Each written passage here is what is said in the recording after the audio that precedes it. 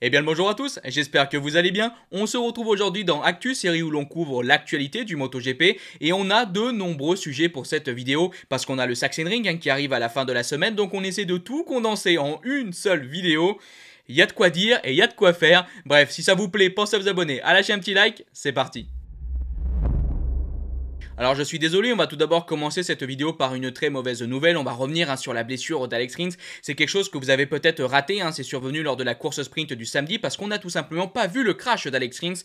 Mais malheureusement, Rins a fait une très mauvaise chute et il s'est blessé assez gravement. On a donc appris qu'Alex Rins souffrait d'une fracture du tibia de la jambe droite et dès le soir de la journée du samedi, il est parti se faire opérer à sa jambe pour installer un fixateur externe pour stabiliser sa jambe droite et réduire son gonflement. Mais il faut savoir qu'il va donc rester en observation, ensuite il va rentrer en Espagne et en Espagne il va devoir subir une nouvelle opération. Je pense que vous avez saisi, on parle ici quand même d'une grosse blessure. Alors on n'a toujours pas de date de retour pour le pilote MotoGP, mais vous pouvez tirer une croix sur les deux prochains Grands Prix qui vont s'enchaîner, le Sachsenring et Assen. Peut-être qu'il sera là pour le début de la deuxième partie de saison.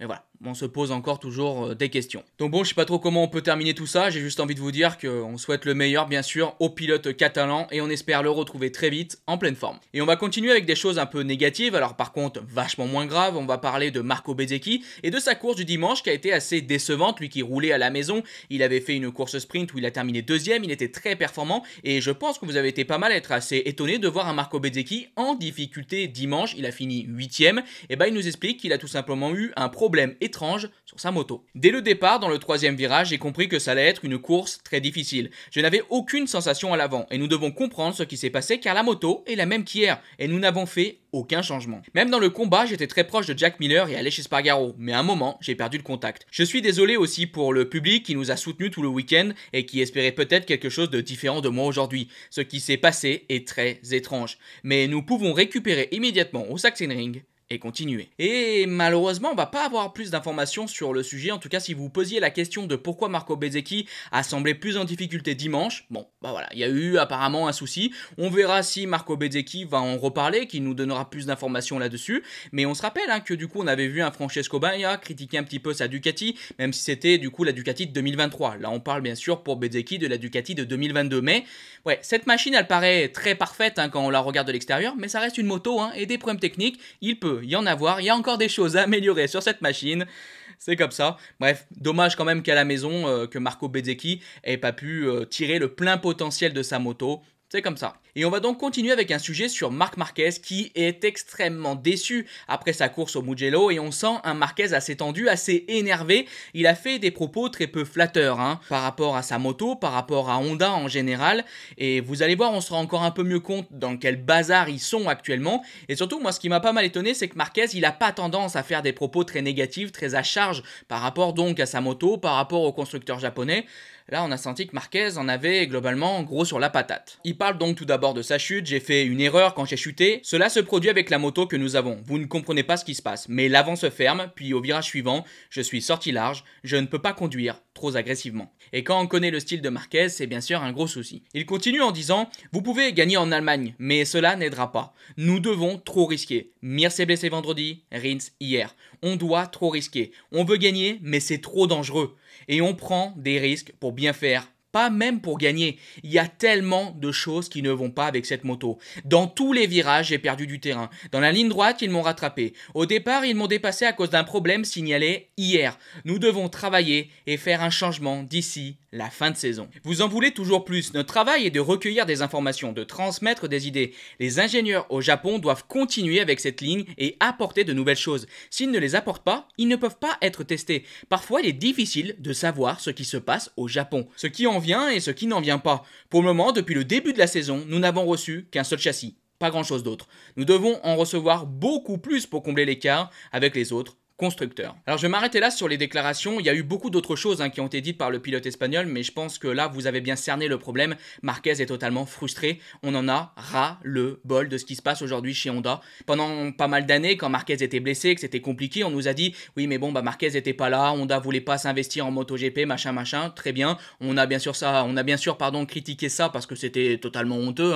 C'est pas parce que Marquez est pas là que tu dois pas apporter des nouvelles pièces ou ce genre de choses. Mais bref, Honda s'est cassé la gueule, ils ont coulé pendant plusieurs années. années. Maintenant, on a le retour de Marquez, on a un Marquez qui est performant et on se rend compte que Honda continue d'apporter rien, hein, tout simplement en MotoGP. On a fait ce nouveau châssis qui est sous-traité, je rappelle, mais sinon, on n'a pas de nouveauté majeure, on ne se bouge pas les fesses, hein.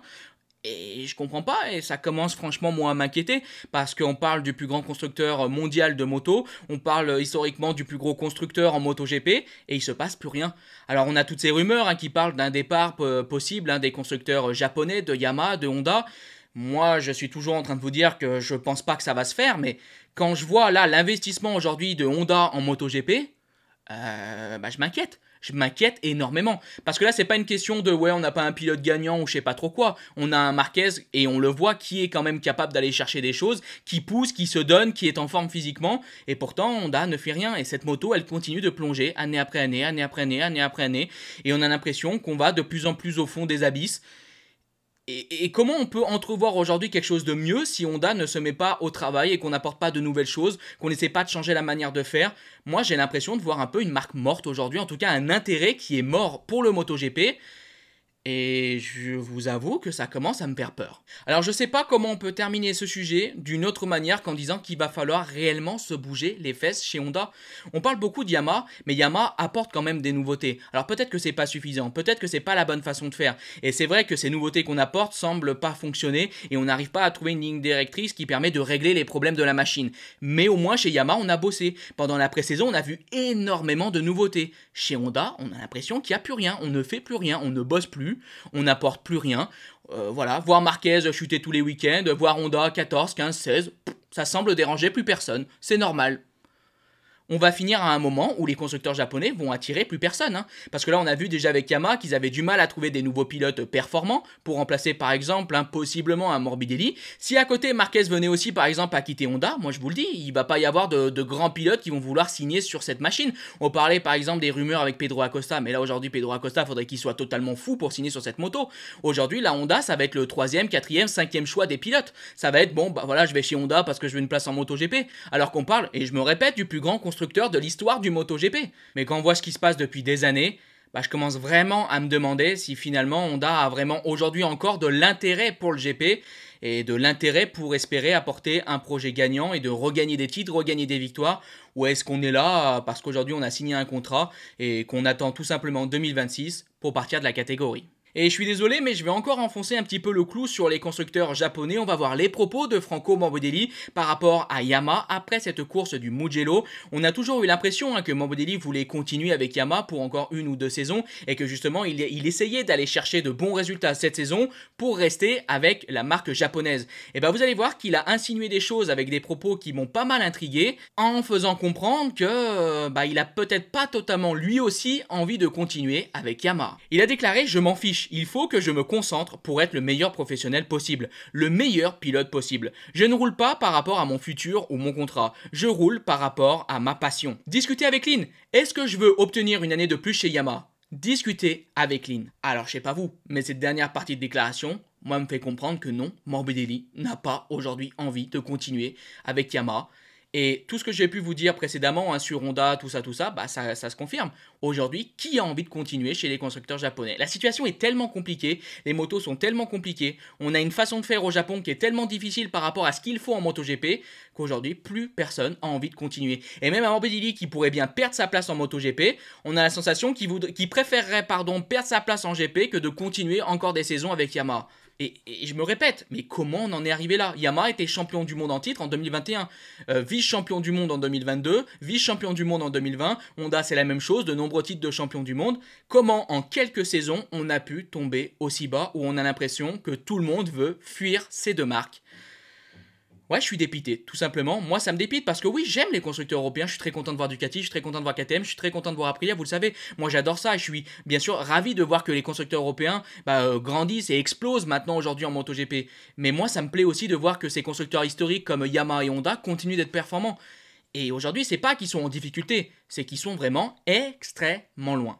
En tout cas, pour fermer cette grosse parenthèse sur Yamaha, on va donc maintenant parler du coéquipier de Morbidelli, Fabio Quartararo, qui a aussi fait des déclarations par rapport à sa course, mais surtout il y a eu un gros bouleversement, un gros changement pour sa carrière qui a été annoncé au milieu du week-end au Mugello. Lui et Eric Mahé, son manager qui l'a suivi maintenant depuis de nombreuses années et qui l'a emmené en MotoGP, c'est terminé. Une annonce qui a donc été faite d'une manière très particulière sur les réseaux sociaux, comme j'ai pu vous le dire, au milieu d'un week-end.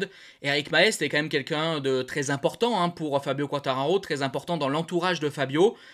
Alors on sait ça va pas avec la Yamaha, on sait qu'aujourd'hui cette saison c'est la cata et Fabio on voit qu'il essaie de changer un peu des choses autour de lui, changer son entourage pour arriver tout simplement à sortir la tête de l'eau.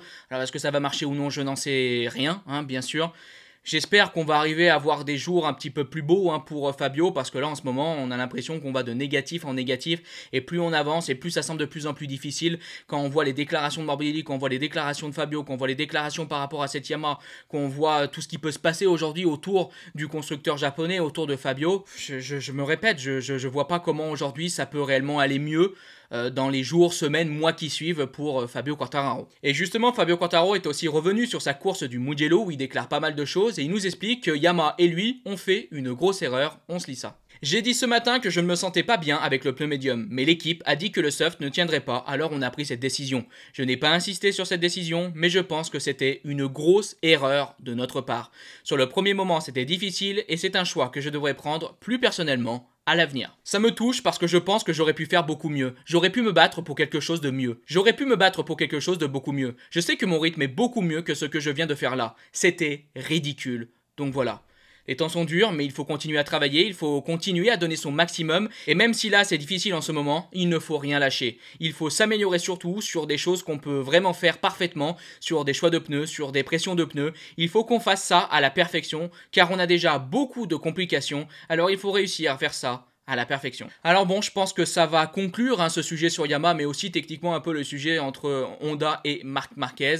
Espérons qu'ils arrivent à faire des choses à la perfection, espérons que les constructeurs japonais se relèvent et que tout doucement ça aille mieux aussi pour les pilotes qui sont tête d'affiche comme Fabio et Marquez. On croise les doigts, même si je vous avoue que je suis de plus en plus dubitatif. On arrive donc maintenant au tout dernier sujet de cette vidéo et je crois le seul sujet qui est réellement positif. On va parler de Johann Zarco. Après son très beau podium, on a pu voir le pilote français être très satisfait. Et on va donc se lire tout ça. Du coup, content d'avoir pris cette 3ème place en partant 9ème, c'est super. Et on va essayer d'améliorer encore cette confiance et cette technique pour pouvoir faire des tours de plus en plus constants. Je suis toujours assez battant. Après, il faut savoir aussi gérer sa moto à plus de 350 à l'heure. Ce n'est pas trop une question de gentillesse. C'est juste qu'il faut être aussi conscient de ne pas faire de bêtises et aller taper ses adversaires. Du coup, il faut savoir bien gérer sa moto. La gestion devient de mieux en mieux. Du coup, je peux me remettre à attaquer. Et ça, c'est vraiment très bon pour la suite du championnat. On a 3 courses à la suite et la première est déjà passée avec le Mugello et le podium. Lundi, mardi et mercredi, on va récupérer, reprendre de l'énergie à la maison, puis jeudi décollage pour l'Allemagne et on espère bien faire sur un circuit complètement différent. Les conditions vont être un peu aléatoires, mais l'an dernier on a eu énormément de chaleur, donc on sait que ça peut être aussi assez éprouvant. J'espère jouer devant en Allemagne et on verra ensuite. Le podium de Pramac est un résultat fantastique et c'est agréable de partager ces moments avec Jorge Martin. Je veux gagner évidemment et je travaille dur pour atteindre cet objectif important qui me manque. Alors c'est vrai qu'avec tous les sujets très compliqués qu'on a eu avant, je suis assez content de pouvoir sourire un peu avec les déclarations de Johann Zarco. Et je suis super content de cette entame de saison parce qu'on sait que Zarco a besoin aujourd'hui un peu de sauver sa place en MotoGP. C'est pas encore sûr qu'il puisse continuer chez Pramac. Il y a des jeunes pilotes qui tapent à la porte, comme par exemple Marco Bezzecchi qui est déjà en MotoGP, mais aussi des jeunes loups en Moto2. On a parlé de Pedro Acosta, mais aussi par exemple d'un Tony Arbolino. Voilà, Zarco, il a besoin de montrer que oui, il est performant et que oui, il mérite sa place chez Pramac. Et aujourd'hui, il est en train de faire de superbes choses avec de très beaux résultats, de très beaux podiums, comme par exemple au Mans. Mais au Mans, il y a eu des chutes, voilà. Là, au Mugello, moi, ce que j'ai adoré, c'est qu'il est allé nous chercher un podium avec la manière. Il partait assez loin sur la grille, il n'a pas fait un très bon départ, et pourtant, il est remonté, il a eu un super rythme, il a fait de super beaux dépassements, il n'a pas fait d'erreurs, et à la fin, avec un beau finish, une belle petite bataille avec Marini, il est arrivé à aller chercher ce podium, et ça fait plaisir. Ça montre toute la performance de Johann Zarco, tout le niveau du pilote français. Alors je sais, c'est peut-être pas le plus grand pilote de l'histoire ou ce que vous voulez, parce que certains sont très critiques avec Zarco parce qu'il n'a pas gagné, mais c'est un pilote qui peut nous montrer de très belles choses.